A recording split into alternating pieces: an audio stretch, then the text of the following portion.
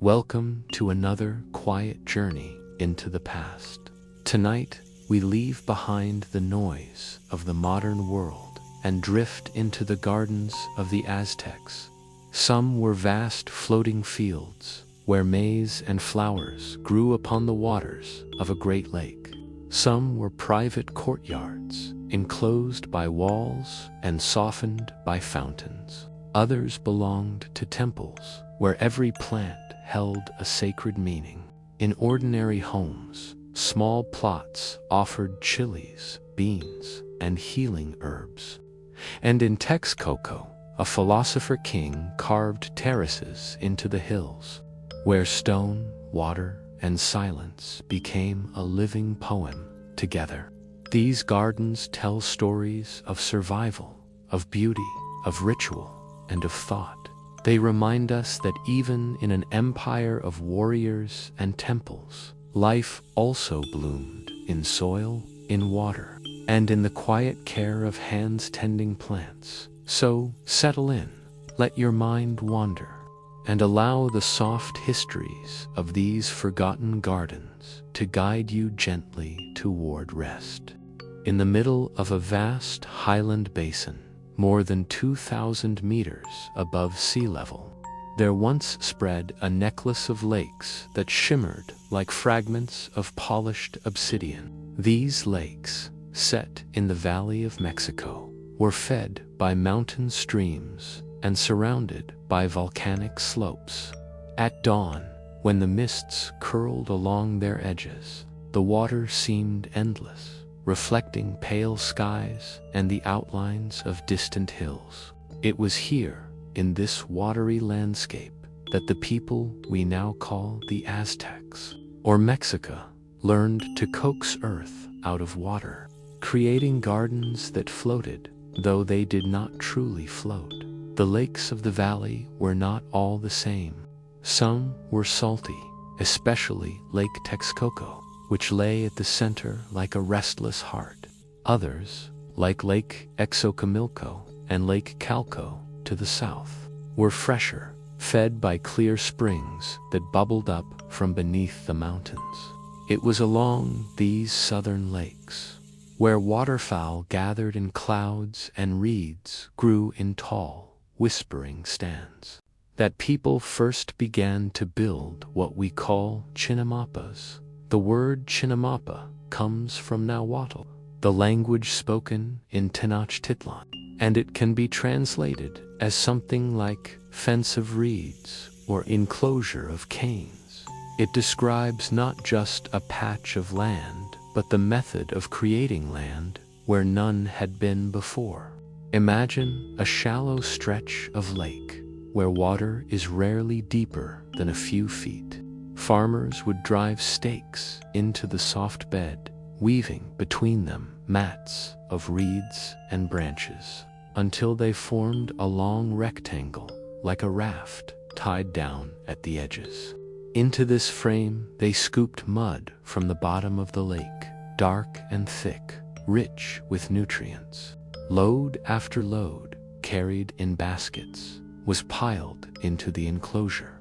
In time, it rose above the surface, a platform of earth fringed with reeds, secured at the corners by willow trees whose roots reached both into the water and the soil. What had once been water became land, and not just any land, but soil that was constantly replenished by the very lake from which it had been made. These chinampas were not floating fields in the sense of drifting. They were tethered to the bottom, rooted to the margins of the lake. Yet, to someone gliding by in a canoe, they must have looked like patches of earth suspended upon water, each one a small miracle of patient labor. Archaeologists and historians debate how old the Chinampa system is. Some argue that its origins go back well before the Mexica, perhaps to the people of Cuicahuelco or Xochimilco centuries earlier. The Mexica, arriving late to the valley as wandering newcomers in the 14th century, may have adopted and perfected a system already in place. But what matters more than beginnings is the endurance of the method. By the time Tenochtitlan rose as an imperial capital, the Chinampas stretched across miles of shallow lake, forming an intricate checkerboard of earth and water, green and blue, field and canal. The building of a Chinampa was never quick work. Families undertook it in stages, sometimes over years. The reeds had to be cut, dried, and woven. Stakes were carved from saplings, sharpened and hammered down through the silt. Mud had to be dredged, not once, but again and again, for the platform would sink slightly as the soil settled. Each addition thickened the bed, and each layer of mud renewed its fertility. To stabilize the banks, farmers planted ahwot tree willows that leaned over the water with long, trailing branches. Their roots acted as living anchors, binding the soil and protecting the field from erosion. The first crops grown on these fields were often modest beans, squash, and maize, the trinity of Mesoamerican subsistence. But in time, the Chinampas became famed for their abundance. The constant moisture of the lake, combined with the nutrient-rich mud, meant that harvests could be gathered not once a year, but as many as 7 times, depending on the crop. Maize rose tall, tassels swaying in the breeze, while beans climbed its stalks in spirals. Squash leaves sprawled wide, shading the soil. Between the rows of staple plants, farmers tucked chili peppers, tomatoes, and herbs, filling every inch with something useful or edible. It is said that when the Spaniards first gazed upon the Chinampas in the early 16th century, they were astonished by the sight of them. Bernal Diaz del Castillo, one of Cortes' companions, wrote of the floating gardens with wonder, describing them as enchanting, like a dream of fields set upon water. 2 European eyes, accustomed to farmland tied to solid earth, the patchwork of Chinampas seemed almost magical. But to the people who lived there, the magic lay not in illusion, but in routine, the slow accumulation of mud, the careful tending of seedlings, the rhythm of paddling a canoe to and from the fields each day that we might imagine. Then, the beginnings of this system, not as sudden inspiration, but as a series of small, practical choices made by generations of farmers. Faced with a landscape where open land was scarce, but water and reeds were abundant, they found a way to make soil where none existed. They transformed the constraints of their environment into opportunities, and in doing so, they created one of the most productive agricultural systems the pre-Columbian world would ever know. Life on the Chinampas was quiet but never still. The water lapped softly at the edges. Birds came in great numbers: ducks, herons, grebes, and pelicans. Fishermen cast nets in the canals, catching not only fish but also axolotls, salamanders prized both for food and for ritual uses. Frogs croaked from the reeds, and dragonflies hovered above the water's skin. It was a place where human labor mingled constantly with the movements of other creatures. The Chinampa was more than a field. It was a kind of partnership between people and lake. The soil gave food, but it also demanded care, dredging to renew its fertility, clearing of weeds, planting of trees. The canals between fields served as thoroughfares, carrying canoes heavy with crops toward the markets of Tenochtitlan. But they also refreshed the plots, circulating water and keeping the soil damp. Nothing in this system was wasted. night soil, fish remains, plant trimmings all were added back into the earth. Even the act of scooping mud from the lake bed was both a cleaning of channels and a feeding of fields.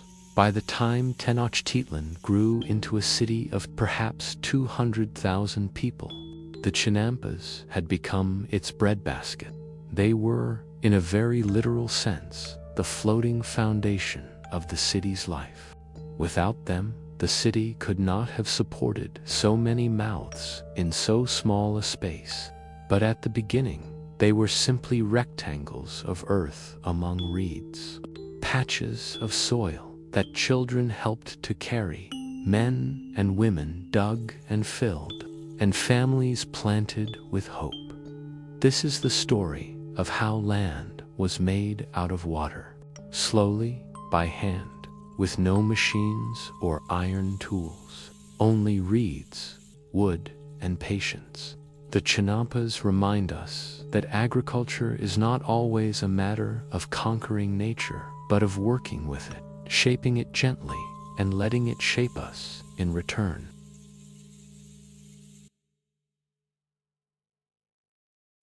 If you were to awaken in Tenochtitlan when the city still lay hushed under a soft veil of mist, you would hear the faint sound of paddles dipping into water.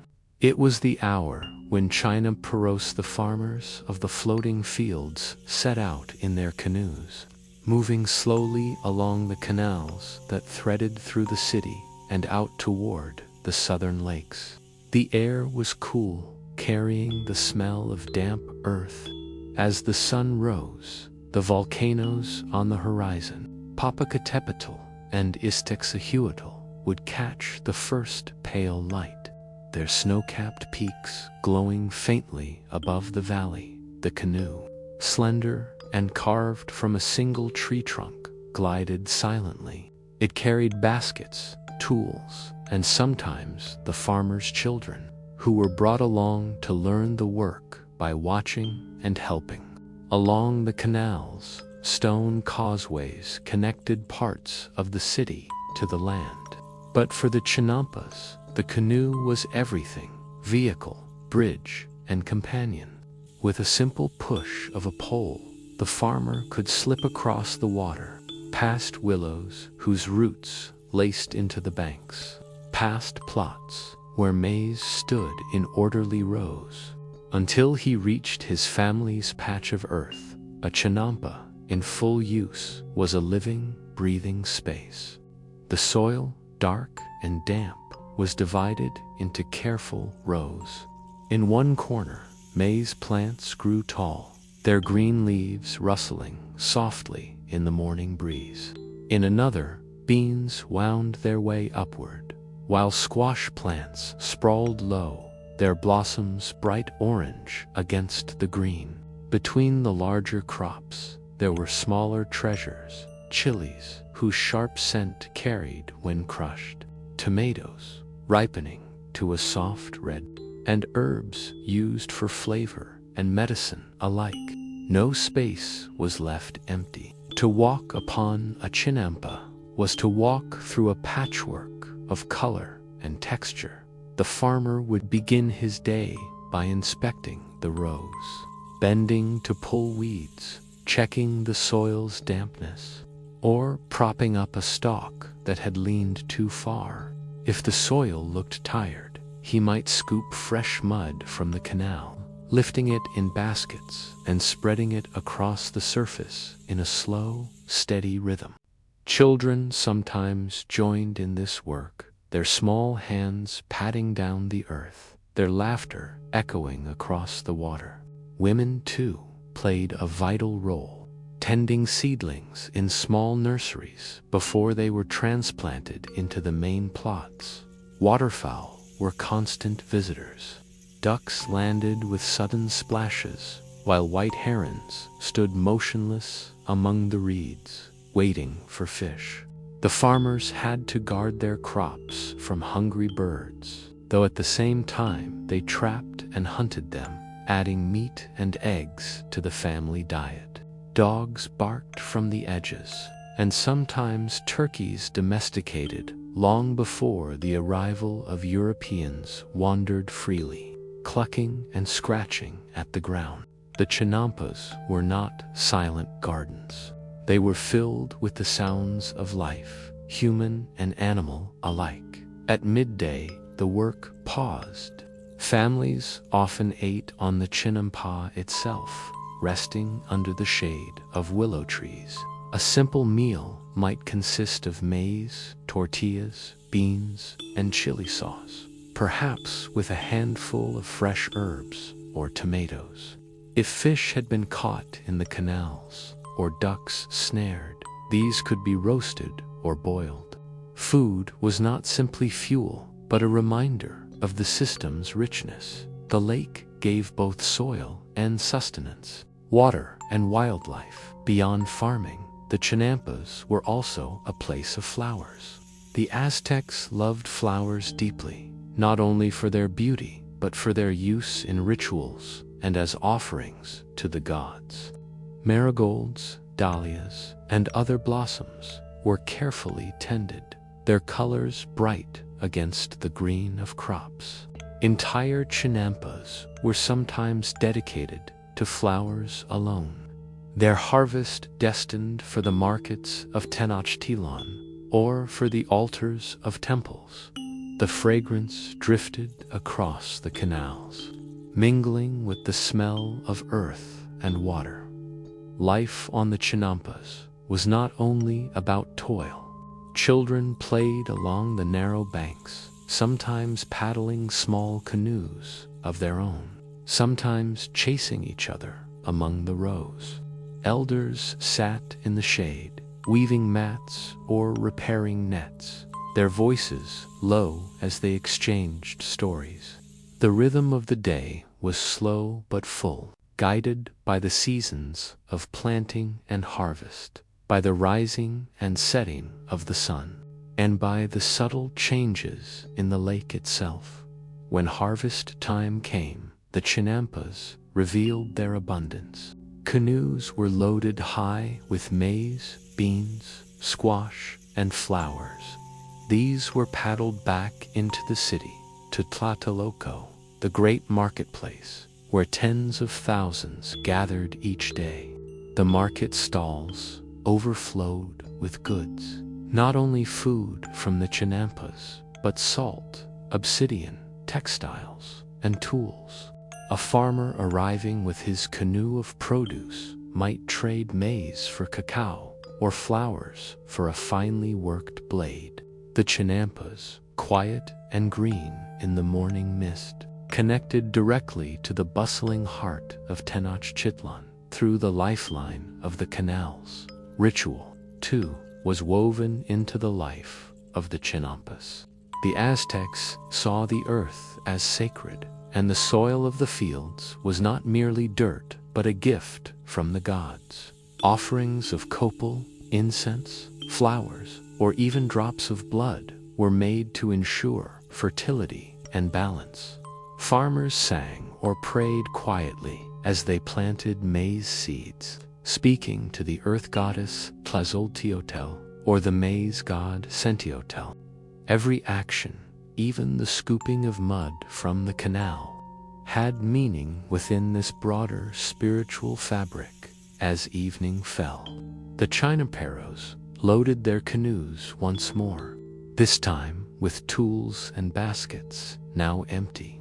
The sky turned golden, then purple, and the volcanoes darkened against the fading light. The water reflected the colors of the sunset, broken only by the ripples of paddles. Back in the city, families gathered in courtyards, preparing food, telling stories, and resting. The chinampas lay quiet once again, their rose-dark shapes in the twilight, waiting for another day of life and labor. This daily cycle canoes at dawn, work among crops, markets at midday, offerings to the gods, return at dusk, repeated itself with the steady rhythm of the seasons.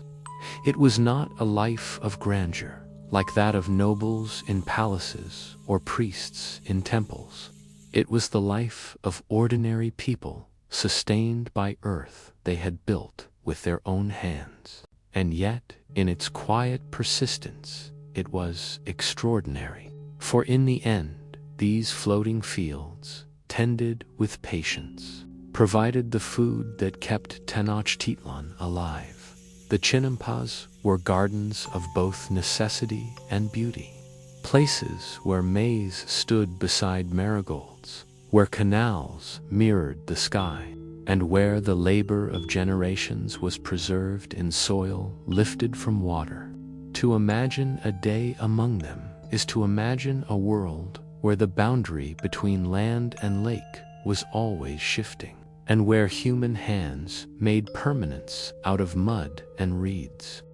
By the height of Tenochtitlan's power in the early 16th century, the Chinampas had grown from scattered patches into a vast mosaic. From the southern lakes of Xochimilco and Calco stretched miles upon miles of carefully ordered plots, separated by canals so regular they looked like a woven cloth of water and land. Together, they fed not only families, but the entire city, whose population may have surpassed that of many European capitals at the time. Without the Chinampas, the glittering island city could never have flourished. The Aztec state recognized their importance and drew them into the machinery of empire. Tribute lists from conquered towns record maize, beans, chilies, and flowers, all drawn from Chinampas and transported to Tenochtitlan. Entire villages were assigned quotas, their harvests filling storehouses that supplied festivals, feasts, and armies on campaign. The floating fields became, in effect, an engine of imperial power, their abundance converted into political authority. Yet, even as they sustained the empire, the Chinampas remained rooted in daily life. The emperor himself might look upon them with pride, but their tending fell always to ordinary farmers, who rose with the dawn, dredged the canals, planted seeds, and harvested crops. In this way, the grandeur of the Aztec world rested quite literally on mud and reeds, renewed by humble hands.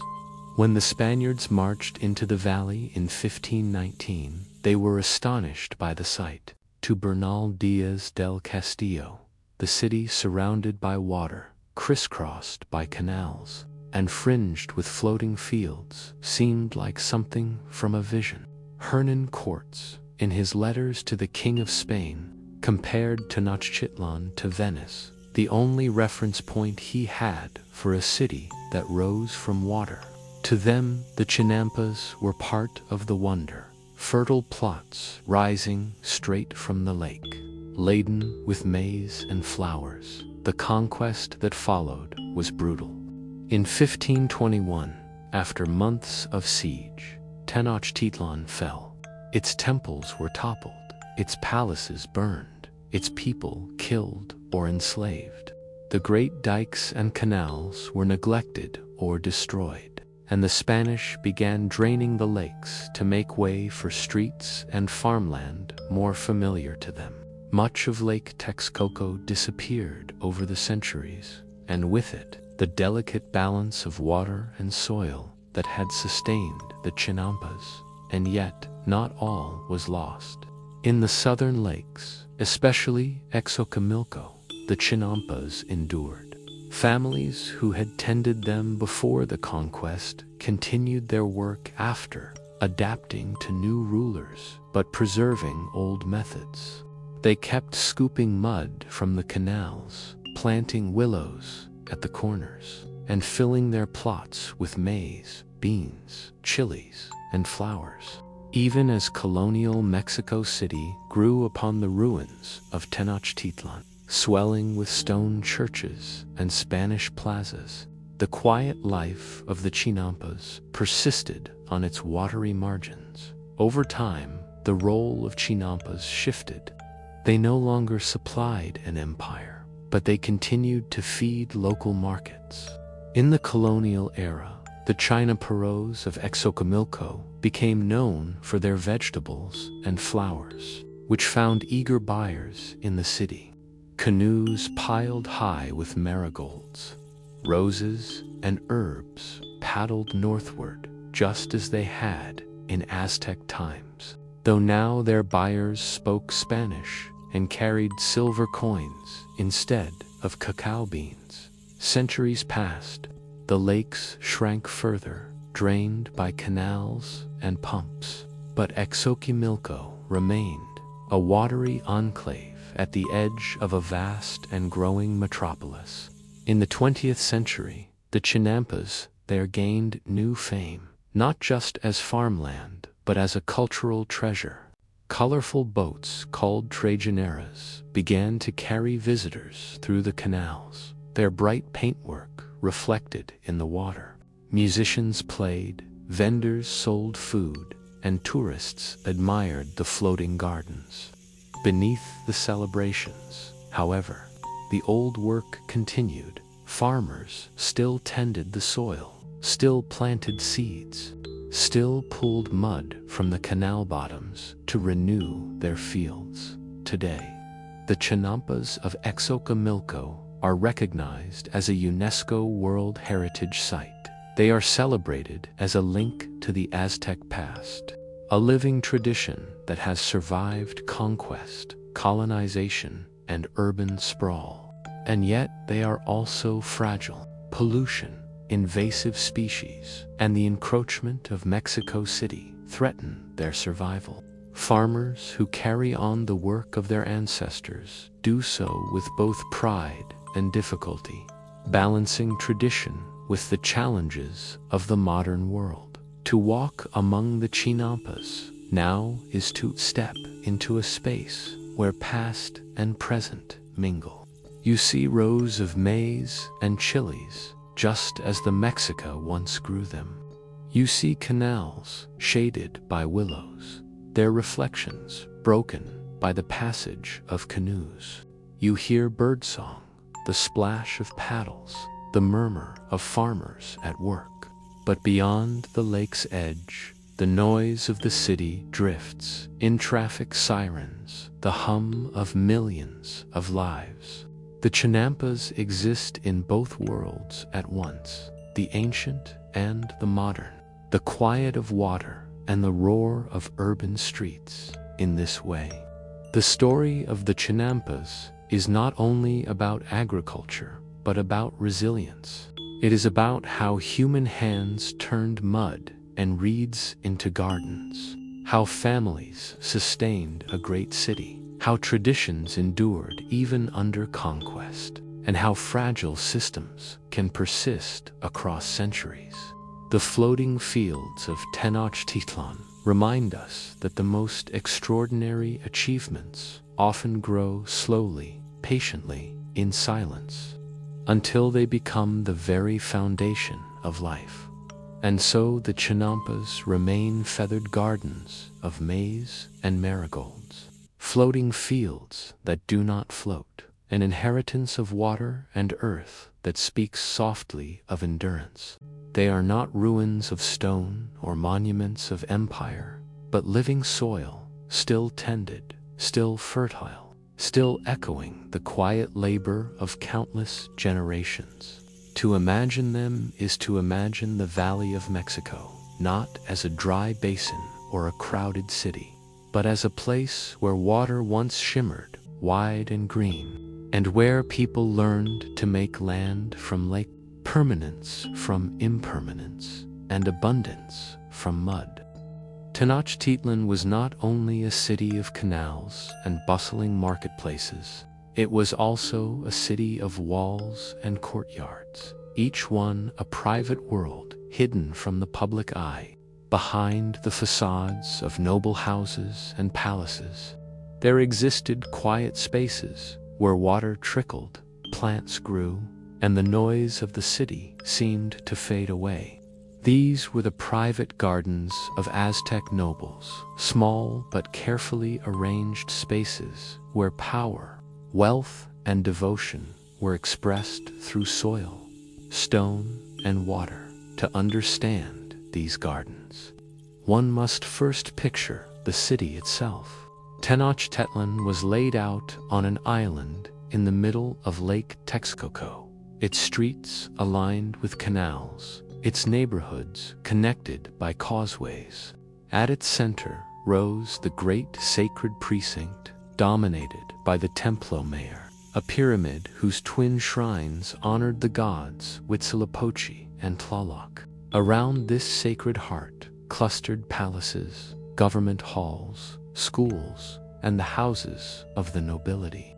These houses, though made of stone and adobe, followed a pattern familiar across Mesoamerica, built around open courtyards. The courtyard was the center of the home, a space open to the sky, yet enclosed by walls, shielded from the gaze of passersby. Here, nobles created small gardens that were at once places of beauty and symbols of status.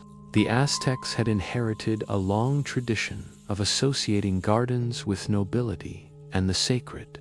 In earlier cities like Teotihuacan and Texcoco, rulers had cultivated green spaces filled with symbolic plants and fountains. The Mexica, who rose to power later, drew upon these models, creating their own variations suited to their island capital. These gardens were never vast like the Chinampas or sprawling estates. Space in Tenochtitlan was precious, and so the noble gardens were often intimate, designed more for contemplation than for cultivation. Within them, every detail carried meaning. Stones were placed to resemble mountains, miniature shrines represented temples, and flowing water symbolized rivers. The natural world was gathered into a controlled form, an echo of the greater cosmos. The presence of water was especially important. Tenochtitlan's engineers had built aqueducts to bring fresh spring water from the surrounding hills to the city. Within the courtyards of nobles, that water was channeled into small pools or fountains. The sound of trickling water softened the air, offering relief from the heat of the midday sun. It was also symbolic, recalling the life-giving rains of Tlaloc, the rain god, upon whom agriculture depended. To hear water within one's home was not only soothing but auspicious. Plants chosen for these gardens reflected both beauty and rarity. Maize and beans might have been grown on chinampas, but within noble courtyards, one would find flowers, bright marigolds, elegant dahlias, fragrant herbs. Some nobles imported rare plants from distant provinces as a display of their reach and influence. To cultivate a plant from far away was to show that one had the means to command tribute from lands beyond the valley. In this way, the garden became a map of empire, with living specimens standing in for conquered territories. Birds, too, were part of the scene. Small aviaries were sometimes kept within or near noble homes, filled with songbirds whose calls blended with the sound of fountains. Hummingbirds, with their darting movements and shimmering feathers, were especially prized, associated with Huitzilopochtli, the god of the sun and war. In a courtyard where flowers bloomed and water flowed, the presence of birds added life and color, turning the space into a miniature paradise. But the gardens were not only for pleasure. They also served ritual purposes. A corner of the courtyard might hold a small shrine where incense was burned, where flowers were laid as offerings, or where blood was offered in quiet devotion. The Aztecs saw no clear boundary between the sacred and the ordinary. To tend a garden was also to honor the gods, for every plant was a gift of the earth, every drop of water a blessing from the heavens. In this way, the private gardens of Aztec nobles were reflections of both personal comfort and cosmic order. They were not vast or grand, but intimate and symbolic, places where nature, art, and belief intertwined. Behind the walls of the city, hidden from the bustling markets and the clamor of temples, these courtyards offered calm. They whispered of wealth and status, but also of the human desire for beauty, order, and connection to the divine. When we imagine them now, centuries later, we can picture a noble stepping from his chamber into the courtyard, stone walls on all sides, a square of sky above, the cool sound of water nearby, and the fragrance of flowers rising in the air. The garden was small, but within it stretched a universe. Step inside one of these courtyards at dawn, and you would find a world that stirred awake slowly. The stone walls, cool with night air, still held traces of the stars above, though the first light of the rising sun filtered softly into the open square. Shadows of columns stretched across tiled floors, and the surface of a pool reflected the pale sky like polished obsidian. In this early hour, the courtyard was hushed, save for the distant cries of waterbirds over the lake and the gentle rush of water trickling from a spout into the basin below. The first to enter were often the attendant servants, gardeners, and caretakers whose quiet hands kept the noble's garden in perfect order. They swept fallen leaves from the stone paths, refreshed the flowers in vases, and trimmed the vines that climbed along the walls. At the pool's edge, one might pause to scatter petals upon the water, both as decoration and as offering. The noble family, still within their chambers, would emerge only once the courtyard had been made ready, its calm restored after the passage of the night. When the nobles did step into the garden, they entered not as laborers, but as participants in a ritual of status and tranquility. A lord might walk slowly beneath the shade of willows or fruit trees, pausing to breathe the fragrance of blossoms. His cloak, woven with bright patterns of turquoise and red, contrasted with the greens and golds of the plants. A lady of the household, accompanied by her attendants, might sit upon a low stool near the fountain, combing her hair while listening to the birds. These moments of leisure, though seemingly simple, were laden with meaning. To sit among flowers, to command the presence of rare plants and songbirds, was to display the fruits of noble privilege. The gardens were alive with sound. Hummingbirds darted among the flowers, their wings humming like faint music. The soft call of a turtle dove echoed from the branches, while the splash of a fish disturbed the stillness of the pool. Sometimes, trained musicians would be invited to sit within the courtyard, their flutes and drums adding to the atmosphere of calm. Music blended with water and birdsong, turning the space into a chamber of harmony. Meals, too, found their place in the courtyard. Though the grand feasts of nobles were held in large halls, more intimate meals were sometimes enjoyed here in the open air. Servants laid down red mats, upon which bowls of steaming maize porridge, tamales wrapped in leaves, and cups of chocolate spiced with chili were placed. To dine beside a fountain, surrounded by flowers, was to feast not only with the body, but also with the senses. The air was filled with fragrance, the eye with color, the ear with sound, all carefully arranged to please. Children of the household played in these courtyards under the watch of tutors and nurses. They learned not only games, but also the meanings of the plants and stones around them.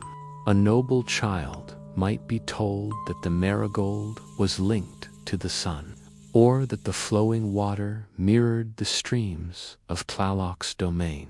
Small shrines within the garden became places where children were first taught the rituals of offering. A flower placed carefully before a carved stone. A pinch of copal resin dropped upon a glowing ember. For the elders of the house, the garden offered a place of reflection.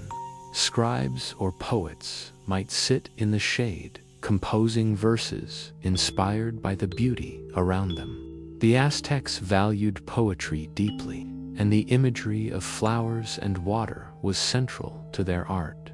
To speak of flowers and song was to speak of truth and beauty, fleeting but eternal in memory. In the calm of the courtyard, words took shape, carried on the murmur of fountains. Rituals unfolded here as naturally as daily tasks. Before a journey, a noble might pause at the garden shrine to offer incense. Before a meal, a few drops of liquid might be poured into the soil as thanks to the earth. On festival days, the courtyard became a miniature theater of devotion, filled with flowers and music, its walls echoing the grand ceremonies of the temple precinct. The scale was smaller, but the meaning was no less profound. The caretakers of these gardens, though seldom mentioned in chronicles, played a crucial role. They understood the cycles of planting, the needs of water and shade, the habits of birds. Many were Chinaporos, drawn from the southern lakes, bringing their agricultural skill into the heart of noble households. Their work was invisible by design. A garden seemed effortlessly beautiful only because hands labored quietly to maintain it. In their steady care, the noble courtyards were not isolated from the larger world of Tenochtitlan, but deeply connected to it. As the day lengthened, the courtyard shifted with the light. In the afternoon, shadows grew long across the pool, and the air warmed with the fragrance of flowers. Nobles might gather for conversation, discussing politics, poetry, or war beneath the shade. Messengers came and went, their voices hushed in respect for the tranquility of the space. At dusk, lamps were lit, their flames flickering against the stone walls, casting the garden in a soft glow. The sound of water continued, unchanged, steady as breath. When night descended fully, the courtyard transformed again. The sky above, framed by walls, became a window to the stars. The constellations reflected faintly in the pool, and the garden became a place not only of earthly beauty, but of cosmic connection. The Aztecs believed the heavens were mirrored on earth, and in the stillness of the courtyard, that belief took form. The family slept in their chambers, but the garden remained awake, alive with the sounds of insects, the shimmer of moonlight, and the eternal trickle of water. In this rhythm of dawn, day, and night, the noble gardens of Tenochtitlan wove together comfort, beauty, and devotion. They were not vast or imposing, but intimate and detailed, shaped with care to create harmony. Behind their stone walls, hidden from the public gaze, they offered courtyards of calm in a city otherwise alive with noise and duty. They were places where nobles displayed their refinement, where children learned tradition, and where the sacred mingled quietly with the ordinary. Though they seemed peaceful, the courtyards of noble houses carried meanings that went far beyond their walls. To walk through one of these gardens was to move within a space carefully shaped, to display both earthly wealth and cosmic order. Every plant, every fountain, every shrine stood as part of a greater design that spoke in symbols. The plants themselves were not chosen at random. Some carried healing power, others fragrance, and still others beauty of form, but all were woven into a larger story. To cultivate a rare orchid or an exotic tree was to demonstrate one's connections, since many species came from far regions of the empire. A noble who displayed such plants showed not only his refinement, but also his reach across distant provinces. In this way, the courtyard garden was a map of empire in miniature, its soil enriched by tribute and trade. Water, too, spoke in layers of meaning. The presence of flowing water in a city built upon a lake was both practical and symbolic. Fountains and pools reminded all who entered of the life-giving streams of Tlaloc, the rain god, whose favor was essential for crops and people alike. To keep a fountain running steadily was to signal order and prosperity. It suggested that the household stood in harmony with both the city's aqueducts and the divine forces that filled them. Even the walls of these gardens were significant. They enclosed, but they also protected the calm within. In a society where public life was often loud and ceremonial, the walls created a boundary between the outward duties of the noble and the inward sphere of family, learning, and reflection. To pass from the street into the courtyard was to cross into a different world, one where time slowed, and the pace of life was measured not by drums or speeches, but by the trickle of water and the rhythm of birdsong. The shrines placed within these gardens were not mere decoration. They reminded visitors and residents alike that the sacred was never far from daily life. A carved stone of Tlaloc, a small figure of Xochipilli, or a simple altar for incense stood quietly, marking the courtyard as part of the cosmic order.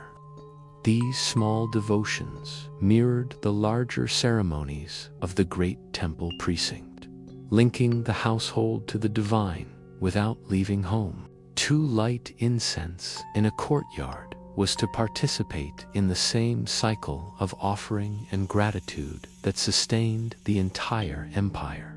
Politically, these gardens played a subtle role. A visiting ally or emissary, when invited into a noble courtyard, was not only welcomed with words, but also shown a stage of living proof.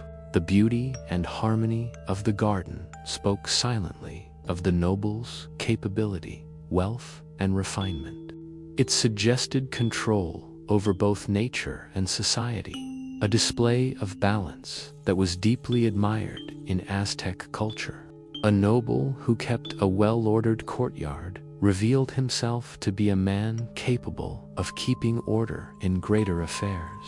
Yet, as with all things, the tranquility of these courtyards could not outlast the upheavals of history.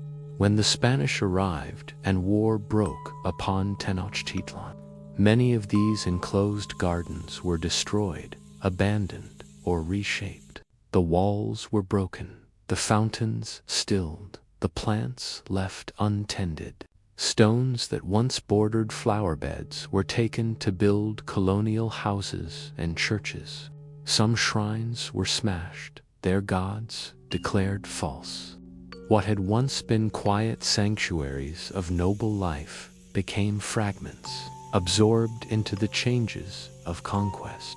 Still, echoes remained. Spanish chroniclers noted with admiration the gardens they saw, even as they altered them.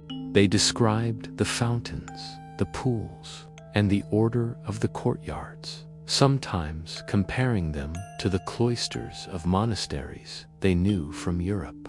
Though the shrines were removed, The idea of a walled garden as a place of peace continued, blending with new traditions and new faiths.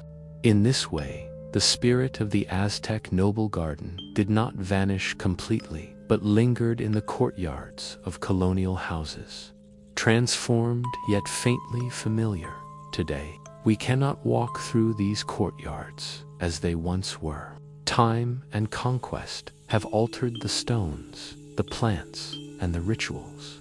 Yet, through chronicles, archaeology, and the memory of tradition, we can imagine them, quiet enclosures where nobles sat among flowers, where water whispered against stone, where shrines reminded families of the sacred, and where beauty was both private and political. The courtyards of Karm were more than gardens. They were mirrors of empire, reflections of belief, and sanctuaries of daily life. Though their fountains have fallen silent, their meaning still flows through history, like water remembered long after the stream has passed. At the heart of Tenochtitlan, the sacred precinct rose in stone and color, a place where priests chanted, drums echoed, and incense drifted in the air. Here, among towering pyramids and crowded temples, lay spaces of unexpected calm, the gardens of the gods. These were not ordinary gardens of food or leisure, but carefully tended plots filled with plants chosen for their symbolism, fragrance, and ritual use. They stood as offerings in themselves, green testaments to the sacred order of the world. The Aztec worldview bound the natural world to the divine. Plants were not mere decoration or sustenance. They were gifts from gods, each species carrying its own associations and powers. To cultivate them within the temple grounds was to draw the blessings of nature into the service of the sacred. Thus, the temple gardens of Tenochtitlan became living altars, every leaf and flower carrying meaning. These gardens were not vast estates, for space within the sacred precinct was precious and crowded. Rather, they were often enclosed courtyards or small plots near temples, bordered by walls and stone paths. Some contained raised beds, others small pools of water, and many were arranged with geometric care.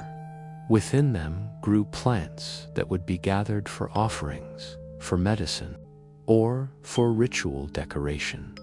Among the most important were marigolds, their bright yellow and orange petals recalling the color of the sun and fire. They were laid upon altars, woven into garlands, and scattered in ceremonies. White flowers, too, were cultivated, symbolizing purity and renewal, used in rituals of cleansing and prayer.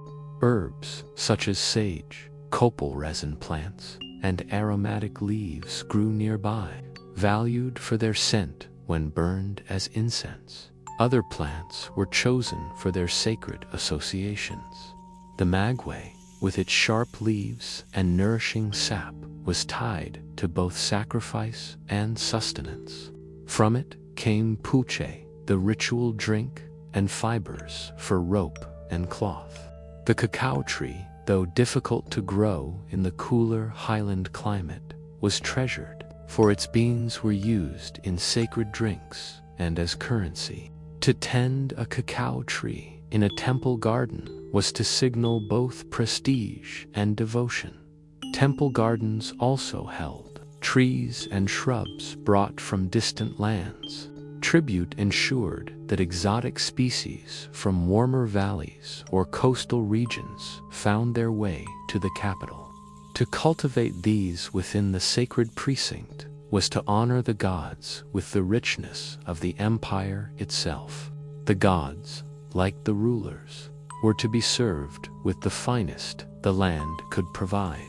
The presence of water was vital. Channels and pools reflected the importance of Tlaloc, the rain god, who sustained both crops and people. Small basins might be filled with lilies, their flowers floating gently on the surface.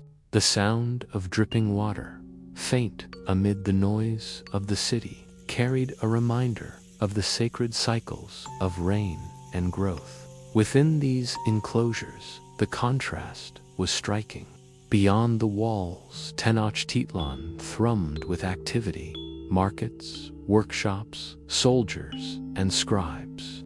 Within the temple gardens, silence prevailed, broken only by the movements of caretakers or the rustle of leaves. These spaces were designed for calm, yet they were never idle. Plants were tended daily, their survival depending on careful attention. The design of temple gardens reflected more than beauty.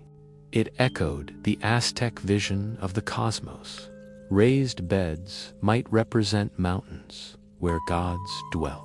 Pools symbolized lakes, sources of life.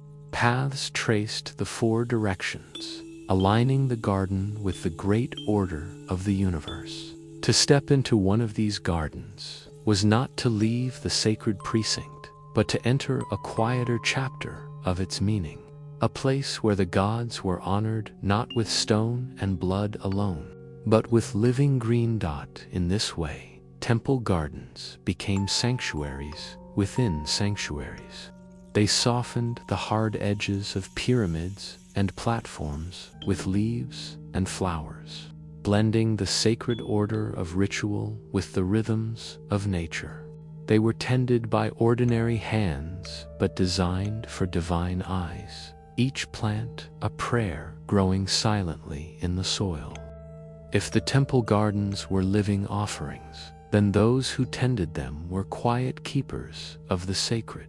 They were not priests robed in white cotton, nor warriors with obsidian blades, but ordinary men and women whose daily labor ensured that the gods' gardens flourished. Their work was humble in appearance, yet profound in meaning. For to water a flower in the sacred precinct was to sustain the beauty of divine order. The gardeners of the gods came from different walks of life. Some were attached permanently to temple service, members of households devoted to religious duties. Others were drawn from the Kalpuli, the neighborhood communities that provided labor for the state and the temples. These were not slaves, but commoners, fulfilling a duty, part of the shared responsibility that bound society together. To be chosen for such work carried a sense of honor, for though the tasks were simple, they were performed under the gaze of the gods. Their days began early. Before the markets opened and the streets filled, gardeners entered the temple grounds with clay jars, woven baskets, and wooden tools. The air of the sacred precinct was already thick with incense, and the steps of priests echoed across the stone platforms. While rituals unfolded at the Great Pyramids, the gardeners moved quietly through the courtyards, checking soil, watering plants, gathering fallen leaves, and replacing withered stems with fresh cuttings. Their tools were few and simple. Digging sticks loosened soil. Clay pots carried water, drawn from nearby channels. Stone knives trimmed branches or harvested herbs. Woven mats or reed baskets held flowers and leaves collected for offerings. There was no iron, no wheelbarrow, no elaborate device, only the careful use of hands and simple instruments, guided by experience. Watering was among their most important duties.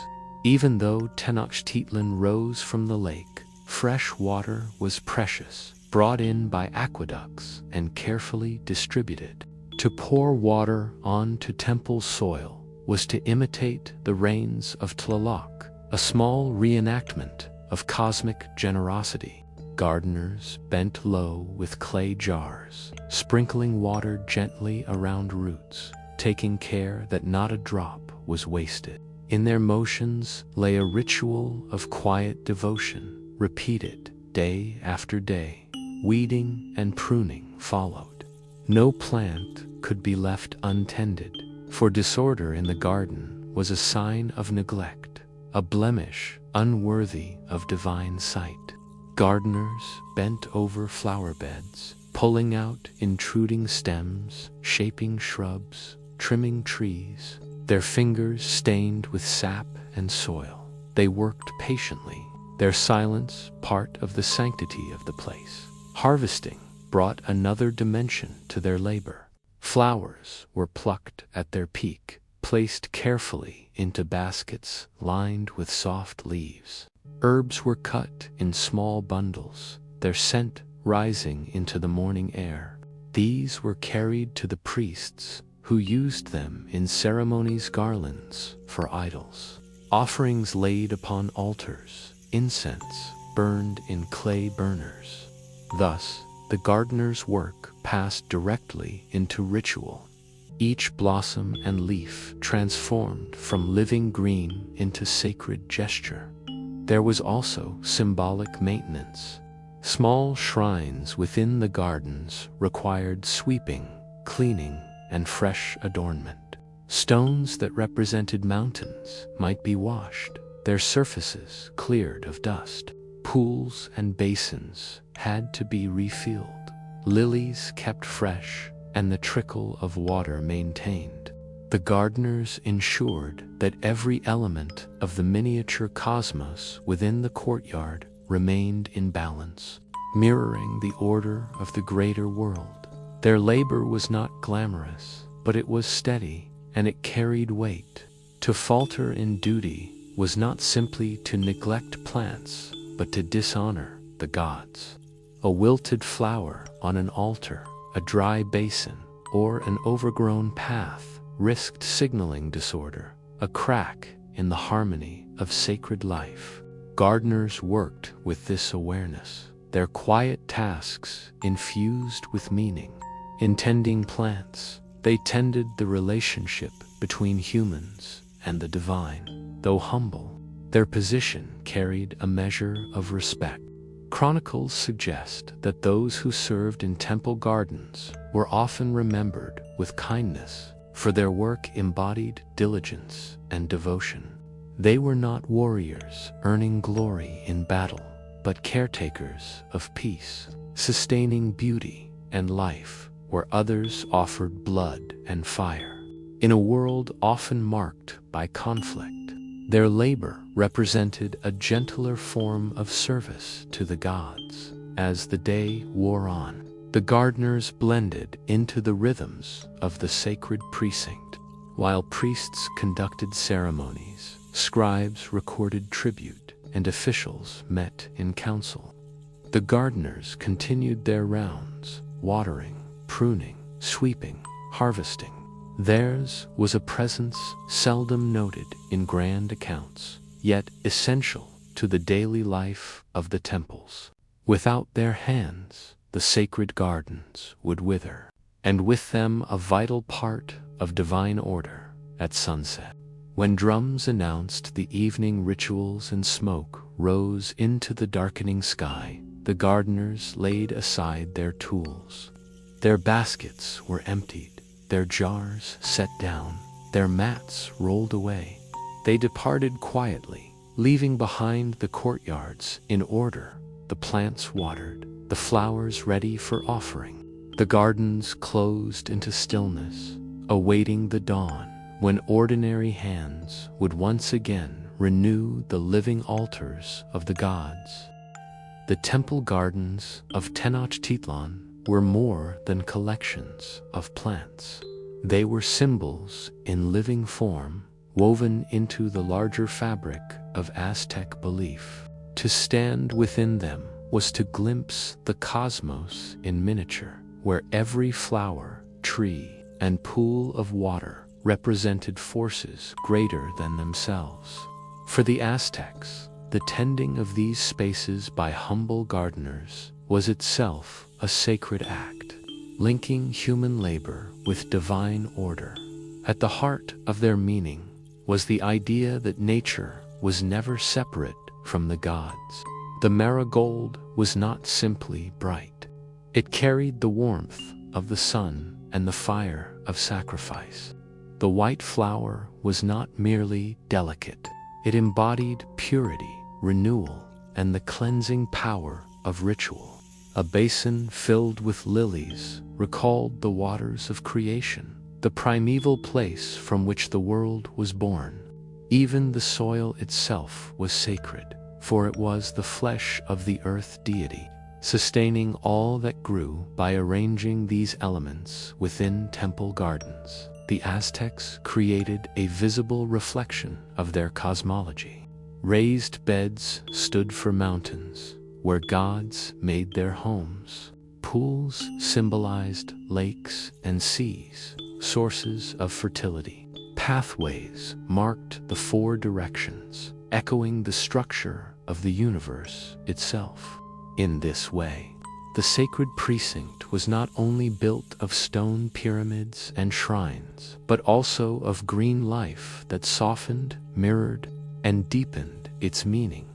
The gardeners who tended these plants carried responsibilities that stretched beyond soil and water. Their steady labor was a quiet counterpart to the sacrifices performed on temple altars. While warriors shed blood and priests offered chants, the gardeners maintained balance by ensuring life continued in small, ordered forms. To water a flower was to echo the rains. To prune a tree was to uphold harmony. To harvest a blossom was to prepare an offering as vital as incense or song. This balance between destruction and renewal lay at the center of Aztec thought. Just as the gods had sacrificed themselves to set the sun in motion, so too did humans offer sacrifices to sustain the cosmos. But not all offerings required blood. The daily care of plants, their growth, and their presentation on altars served as gentler gifts, affirmations that beauty and life were part of divine nourishment. In this sense, the gardeners stood as quiet keepers of equilibrium, sustaining what others might overlook politically. Too, these gardens carried weight. 2 foreign emissaries or visiting allies. The sight of temple courtyards filled with rare plants demonstrated the reach of the empire. Species gathered from coastal jungles, highland valleys, and distant provinces testified to tribute flowing steadily into the capital. To tend these plants was not only to serve the gods, but also to display imperial order, reminding all who entered that the Mexica ruled over lands rich and diverse. Yet the fate of these sacred gardens was bound to the fate of the empire itself. When the Spanish conquest brought fire and sword to Tenochtitlan, the temple precinct was reduced to rubble. The pyramids were torn down, the idols toppled, and the gardens uprooted. Plants that had symbolized the cosmos were trampled or left untended, their order broken. Pools dried, fountains cracked, and shrines vanished beneath new stones laid for churches and palaces. Some chroniclers, however, remembered what they saw before destruction. They wrote of courtyards filled with flowers, of pools lined with lilies, of shaded enclosures that seemed peaceful amid the grandeur of temples. These accounts, though shaped by European eyes, preserved glimpses of what once was, a living memory of gardens now gone in the centuries that followed. New gardens arose under colonial rule.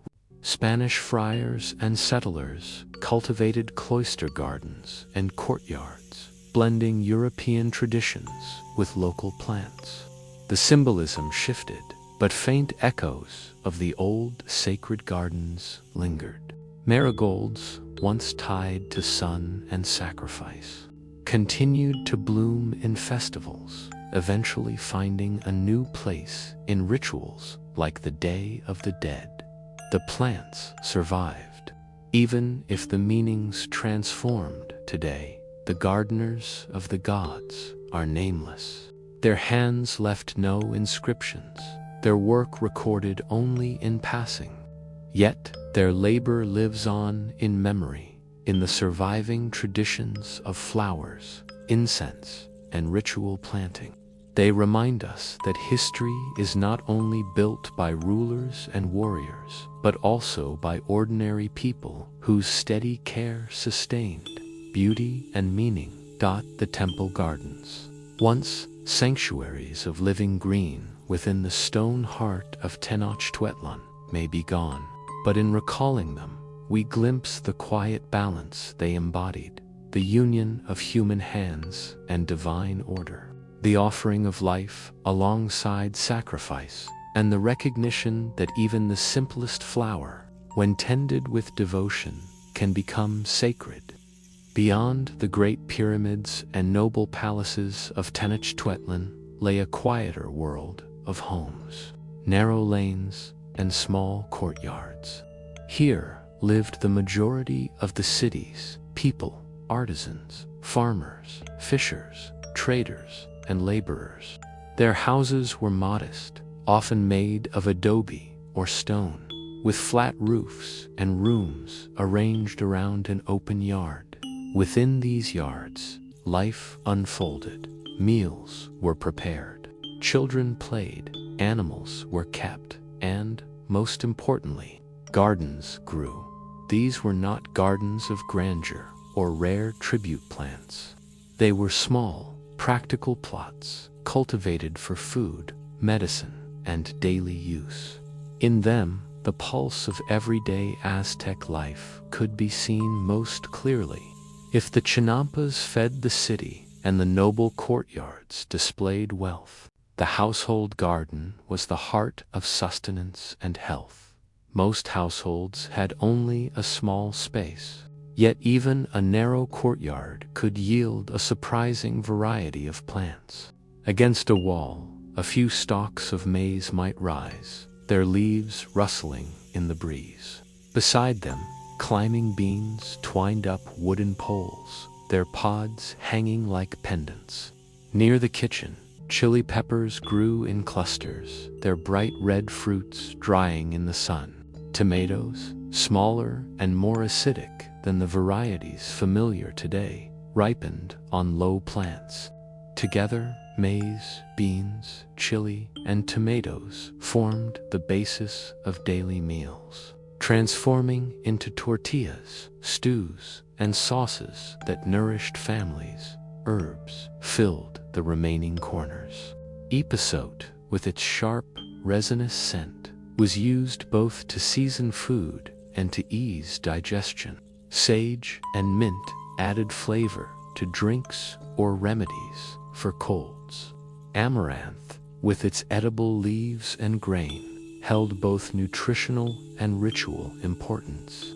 Medicinal plants grew side by side with those used for cooking, for in the Aztec household, the line between food and medicine was thin. Every plant carried knowledge, passed from elders to younger generations, about how to use it in both pot and poultice. Fruit trees, where space allowed, offered sweetness and shade. Guava, prickly pear, cactus, and sometimes avocado could be found in household plots. Their fruits were eaten fresh or dried, their leaves or skins used in remedies. Even the maguey plant, with its spiny leaves, might be cultivated in a corner, providing fiber for cord and thread, needles from its tips, and sap that could be fermented into pulque. The soil for these gardens was enriched in clever ways. Kitchen waste was not discarded but composted into the ground. Ash from hearth fires added minerals. Even human waste, treated with care, was sometimes returned to the soil as fertilizer. In this way, nothing was wasted, and every scrap of life fed back into the cycle of growth. Watering came from the household's daily supply. Clay jars filled from canals or city fountains were poured carefully at the roots of plants. In times of scarcity, women managed water with precision, giving enough to keep herbs alive while ensuring reserves for cooking and drinking. The rhythm of watering was often woven into the rhythm of preparing meals, as someone would step into the yard, sprinkle the soil, and return to the hearth. These gardens were not only practical, but also personal. Families took pride in the health and variety of their plots. A house with thriving chili plants and fragrant herbs was seen as well tended, its household orderly and resourceful. The sight of green in a courtyard brought not only nourishment, but beauty, a reminder that even in the crowded city, the earth's gifts were close at hand. In this way, the kitchen gardens of Aztec households stood as quiet counterparts to the chinampas and noble courtyards. They lacked grandeur, but they sustained life daily, carrying flavors and cures into every meal and every remedy. To step into such a courtyard was to find the true roots of Aztec life, the humble plants that fed the body, healed the sick, and reminded families of their deep ties to the earth. In the Aztec household, the garden was not just a patch of soil, but part of the daily rhythm of life. Its care and use were woven into the routines of cooking, healing, and family duty. Unlike the noble courtyards, tended by servants, or the temple gardens, served by appointed caretakers, these household plots were cared for by the family itself. Every member, from children to elders, had a role in sustaining the plants that in turn sustained them. Women often held primary responsibility for kitchen gardens. As the keepers of the hearth and the preparers of meals, they understood best the needs of the plants that flavored and nourished daily dishes. In the cool hours of morning, before the market stalls filled with sellers and buyers, women stepped into their courtyards to water herbs, check chili plants, or gather tomatoes. The act was practical, yet it carried a sense of quiet care, linking the garden to the household's well-being. Children, too, played their part. Young boys might carry water jars from the neighborhood canal or well, their arms straining as they brought the liquid that kept the soil alive. Girls gathered herbs under the guidance of their mothers, learning which leaf soothed a stomach, which root eased pain, and which flower brightened a stew. In this way, the garden became a place of education as much as cultivation, where practical knowledge passed from one generation to the next. Elders, especially grandmothers, carried the deepest memory of plants. They knew remedies that younger hands had yet to learn: how to prepare a poultice for a wound, a tea for fever, or a steam bath for aching joints. In the shade of the courtyard, they instructed grandchildren, holding up leaves and whispering their uses. Their knowledge, often unrecorded, was as vital as the soil itself, for it carried the household's medical security in times when doctors were few and costly. The uses of these gardens reached into every aspect of daily life. At mealtimes, maize formed the foundation, ground into dough for tortillas and tamales. From the courtyard came beans to simmer in pots, tomatoes to thicken sauces, and chilies to flavor nearly every dish. Epazote was tossed into cooking beans, both for taste and for its digestive aid. Fresh herbs were gathered to enliven stews, while fruits added sweetness when available. The garden was the pantry at one's doorstep, ensuring that even households with little coin could sustain flavorful meals. Medicinal use was just as constant. A child with stomach pain might be given a tea brewed from mint or epaulette leaves. A woman recovering from childbirth might drink infusions of calming herbs. Wounds were treated with poultices made from crushed leaves, while fevers were eased with steam baths of aromatic plants placed over heated stones. These remedies were not luxuries but necessities, for, in the absence of large stores of medicine, the garden itself was the first healer. Ritual also touched these small plots.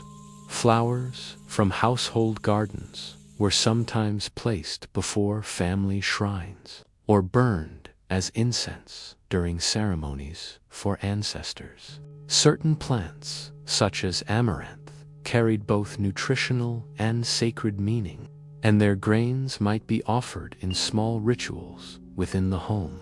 Even the act of watering plants had a symbolic undertone, echoing the life-giving rains of Tlaloc and affirming the family's bond with the forces of nature. Daily work in the garden was simple but steady. Weeding was constant, for the warm, damp soils of the valley encouraged quick growth. Watering had to be done carefully, especially in dry months when canals ran lower. Plants were harvested at their peak, ensuring both flavor and potency. Seeds were gathered at season's end, stored carefully in gourds or woven bags for planting the following year. The cycle of care repeated endlessly, echoing the broader cycles of the sun and rain that defined Aztec life. Though modest, these gardens carried deep value. A thriving courtyard could mean the difference between hunger and sufficiency, between illness and recovery. They anchored families to the land, even in a city of stone and water, reminding them daily that their survival was rooted in the humble labor of tending green life in this way. The kitchen garden was more than a backdrop to household life. It was its living center, binding food, medicine, and tradition into one small, vital space. Within its walls, families found not only sustenance, but identity, the reassurance that the gifts of the earth could be called upon, season after season, by their own hands. When viewed in the broader fabric of Aztec society, the humble household garden might seem like a small detail. Yet, as with many details of daily life, its importance becomes clearer when multiplied by thousands of homes.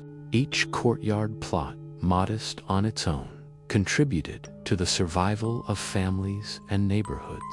Together, they formed a quiet foundation beneath the grand structures of empire in towns and neighborhoods. Household gardens created an invisible network of nourishment. They lessened dependence on markets, which could be costly or disrupted by seasonal shortages.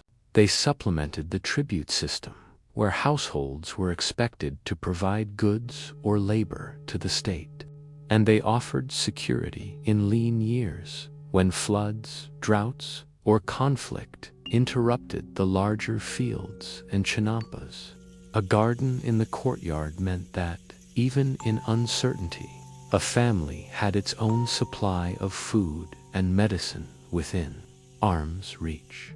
The resilience of these gardens was particularly visible in times of stress. When disease swept through, households turned first to their own stores of herbs, preparing remedies and prayers before seeking the help of temple healers. When crops failed in the wider countryside, a courtyard still offered beans or chilies that could stretch meals a little further. In this sense, the gardens were not only sources of sustenance, but symbols of self. They gave families a measure of control in a world where so much depended on the whims of reign, rulers, or invading armies. There was also a social dimension. Neighbors often exchanged seeds or traded herbs. A woman might give her neighbor a handful of epazote in return for a sprig of mint. Such exchanges created bonds of mutual support, knitting communities together in ways that were not always visible but deeply felt. The courtyard garden was thus both private and communal, part of the household, yet connected to a wider web of sharing dots. Spiritual meaning lingered as well. The Aztec worldview was one in which humans lived in partnership with the forces of nature. To plant a seed was to echo the work of the gods, who had themselves sacrificed to bring maize and other plants into the world. To water a garden was to mimic the rains of Tlaloc.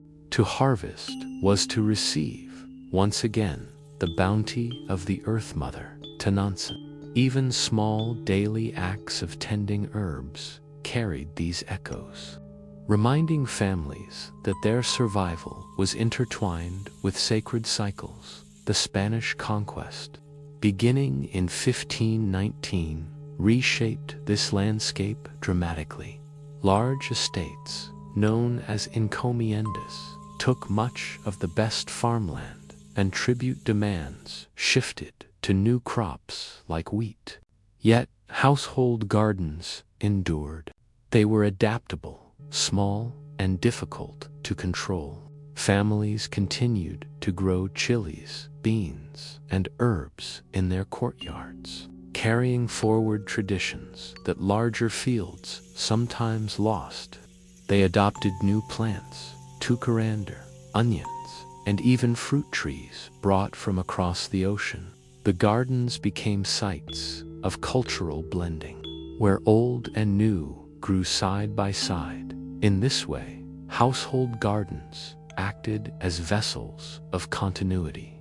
Even as temples were destroyed and noble estates reorganized, the small plots in courtyards preserved daily rhythms that connected families to their past.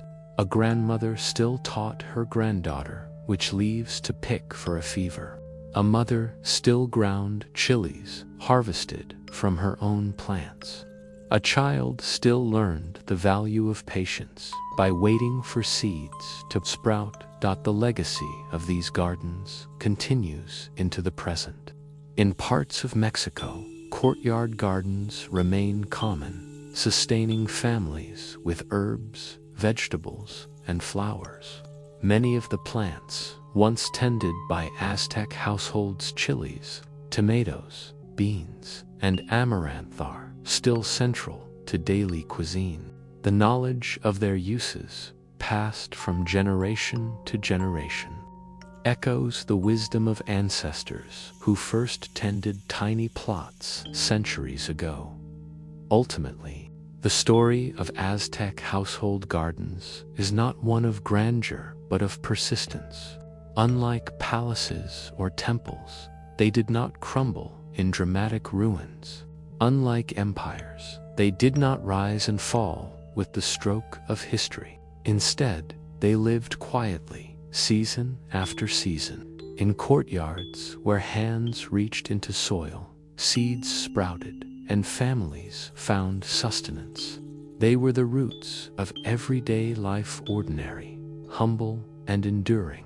To walk into such a courtyard in Tenochtitlan or today is to glimpse history in its most human form. Not the banners of conquest, nor the monuments of rulers, but the soft green presence of plants cared for by ordinary people, binding past and present through the simplest of acts, the tending of a garden. Nezahualcóyotl, the philosopher king of Texcoco, lived in a world of shifting alliances, great wars, and dazzling cultural achievements. His reign stretched across the 15th century, a time when the Valley of Mexico was dominated by three great powers, Tenochtitlan, Texcoco, and Tlacopan. Together, they formed the Triple Alliance, a partnership that brought wealth, tribute, and authority to their rulers. Among these men of power, Nezahualcóyotl stood out not only for his leadership, but for his extraordinary reputation as a thinker, poet, and builder. Born in 1402, Nezahualcóyotl grew up amid turbulence. His father, the king of Texcoco, was killed in a conflict with the Tapanecs of Azcapotzalco.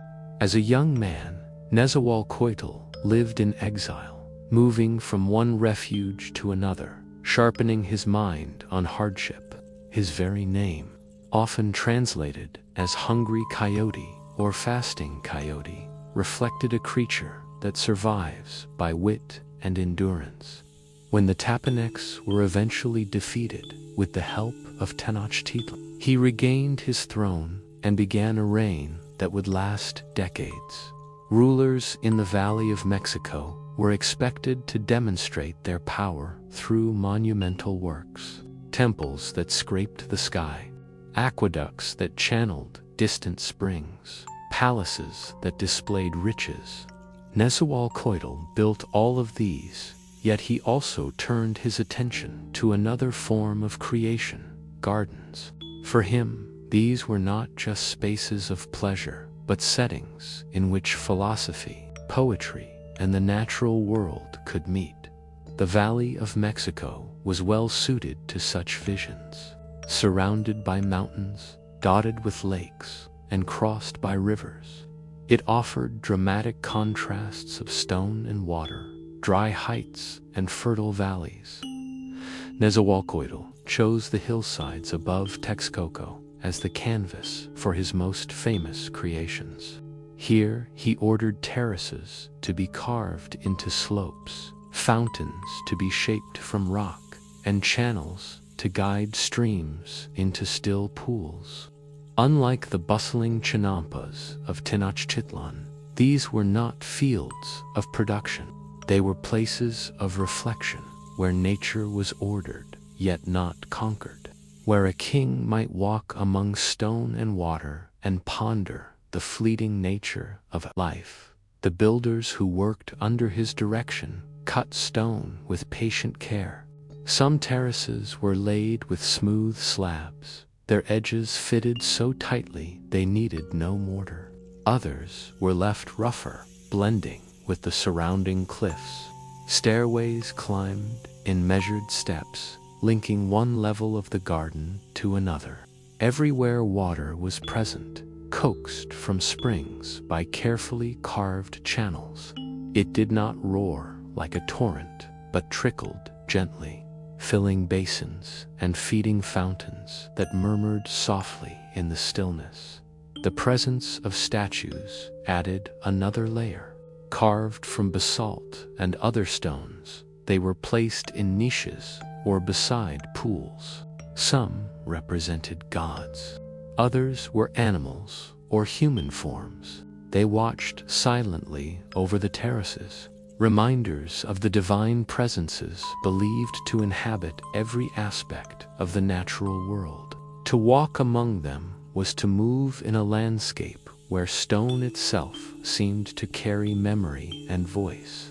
The decision to build such spaces reflected Nezahualcóyotl's personality as much as his status. He was known for his poetry, verses that often dwelt on the brevity of life, the inevitability of death, and the search for truth beyond the fleeting world. Is it true we live on earth? One poem asks. Not forever on earth, only a little while here. His gardens became living echoes of these thoughts. Flowers bloomed for a season, then faded. Water reflected the sky, then rippled into new patterns. Stone endured, yet even stone bore the marks of time. The gardens also spoke to power, though in a subtler way. While other rulers demonstrated dominance by raising towering temples or conquering new territories. Nezahualcóyotl displayed refinement and depth of mind.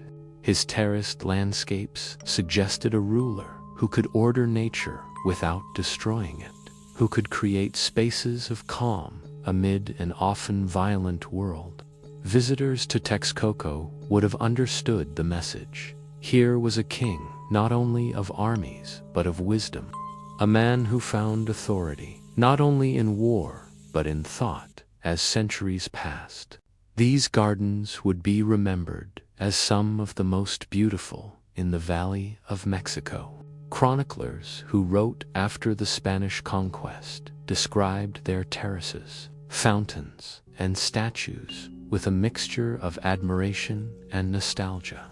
Yet, what survives most strongly is the sense of their symbolism, that they were less about display and more about reflection. An attempt to carve into the earth a space where stone, water, and thought could flow together. Thus, in the life of Nezahualcóyotl, the philosopher king, the creation of gardens was more than an indulgence. It was a statement, an embodiment of a worldview that saw in nature a mirror of human existence, fragile, fleeting, yet capable of great beauty. In the terraces of Texcoco, one can still imagine him walking slowly, pausing to listen to the sound of water or to gaze at a flower blooming briefly beside a rock, and finding in that small moment the entire meaning of life. Imagine ascending the slopes above Texcoco, where stone steps lead upward, cut carefully into the hillside. The air grows cooler with height, carrying the mingled scents of pine from higher ridges and flowering shrubs planted along the terraces. Each step feels deliberate, measured, as though the stairway itself were reminding visitors to move slowly, to leave behind the haste of the world below. At the first terrace, a wide platform opens. Here, the ground is paved with fitted stones, some polished smooth by centuries of footsteps. Low walls edge the platform, beyond which the valley spreads in all directions. To the west, the great lake of Texcoco glimmers, dotted with chinampas and canoes.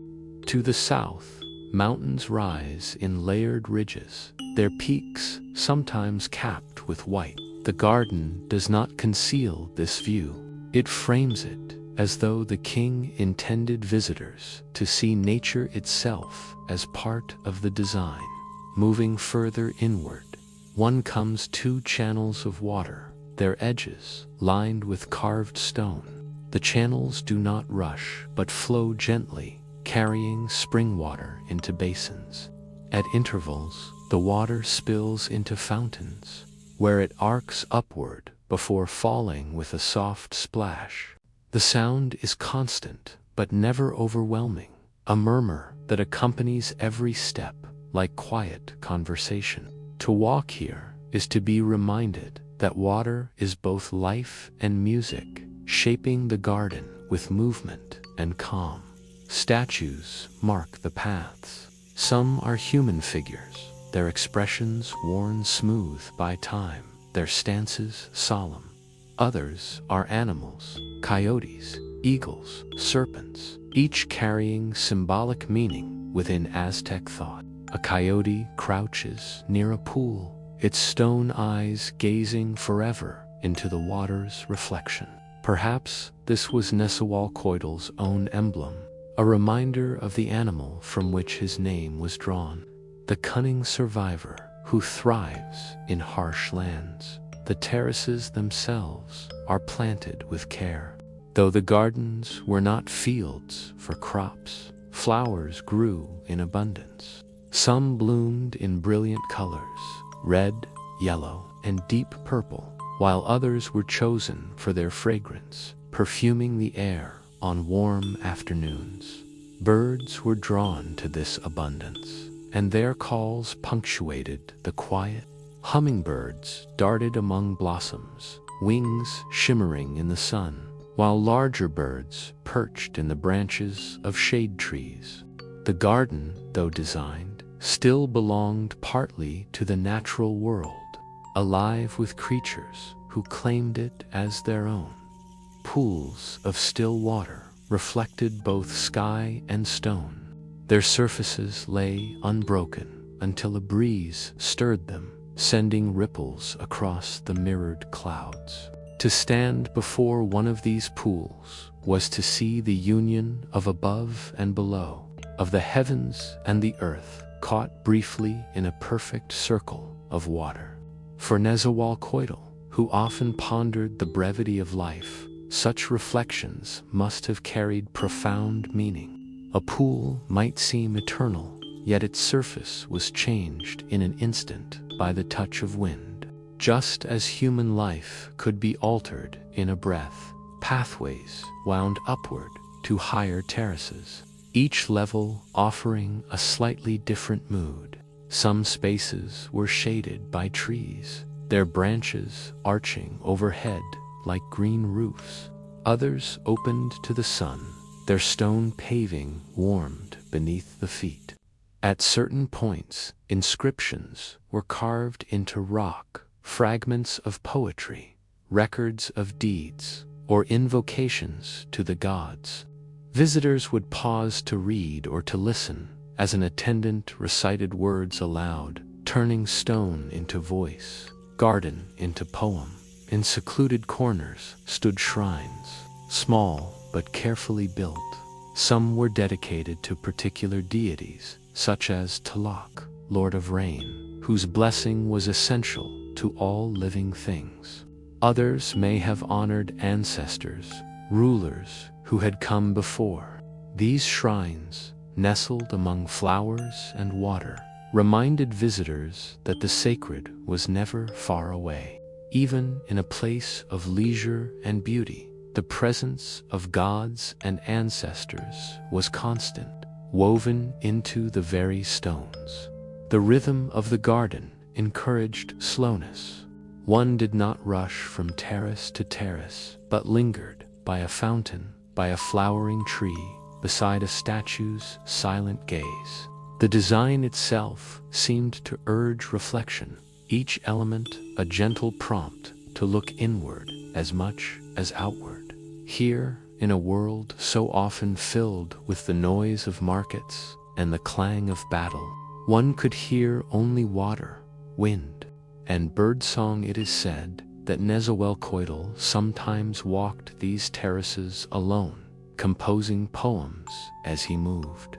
Perhaps he paused by a pool, watching his own reflection tremble on the water's surface. Perhaps he placed a flower before a shrine, or whispered lines that spoke of life's brevity and the longing for truth beyond the visible world. In these moments, the garden was not merely a display of royal power, but a theater of thought, a place where philosophy was enacted in stone, water, and silence. For visitors, the experience was much the same. To walk here was to step into the mind of the king himself, to see in terraces and fountains the physical shape of his reflections. Each level of the garden became a page, each statue a word, each pool a pause between lines. One left not only with memories of beauty, but with the impression of having walked through a poem written in living earth. The gardens of Nezahualcóyotl were more than works of beauty. They were statements in stone and water, reflections of a mind that saw the world as fleeting, fragile, and yet profoundly meaningful. To understand them fully, one must see not only the terraces and fountains, but the philosophy they embodied. Nezahualcóyotl's poems, preserved in later collections, return again and again to themes of impermanence. Not forever on earth, only a little while here, he wrote, reminding his listeners that life is brief, flowers fade, and even the mightiest rulers pass away. His gardens echoed these truths, Flowers were chosen precisely because they bloomed brightly and died swiftly, a constant reminder of life's transience. Pools mirrored the sky only for a moment before rippling into new shapes. Even stone, which seems eternal, was shaped by human hands and would one day crumble. The gardens were living metaphors, where visitors could experience the lessons his poetry taught. Water, in particular, held symbolic weight. Flowing through channels, filling fountains, and resting in pools, it represented both life and change. To hear it was to be reminded of time's passage, steady, inevitable, and renewing. The sound of water in these gardens was not the roar of conquest, but the murmur of continuity, suggesting that wisdom lay not in force, but in harmony. The placement of statues reinforced this meaning. A coyote by the water recalled Nezahualcóytl's own name, a sign of humility and endurance. Figures of gods and animals reminded visitors that humans were never separate from the sacred, but bound into a larger order. The garden thus became a dialogue between ruler and subject, between man and nature, between the fleeting and the eternal, compared with the vast ceremonial centers of the Mexica in Tenochtitlan. Nezahualcóytl's gardens were modest in size, yet their message was no less powerful. While the Aztec capital expressed grandeur through pyramids and plazas designed to awe, Texcoco's terraces expressed wisdom through quiet design meant to inspire reflection. Each city revealed its ruler's character. Tenochtitlan, Texcoco, the philosopher. When the Spanish arrived in the early 16th century, these gardens, like so many achievements of the Valley of Mexico, were disrupted. Conquest toppled rulers, redirected waters, and scattered populations. Chroniclers who described Nezahualcóytl's terraces after the conquest wrote of their beauty with a sense of loss, noting fountains that no longer flowed, statues broken or buried, and terraces overgrown. The spaces of calm reflection had become ruins, reminders of a world swept away. Yet the legacy of these gardens lingered, not only in memory, but in influence.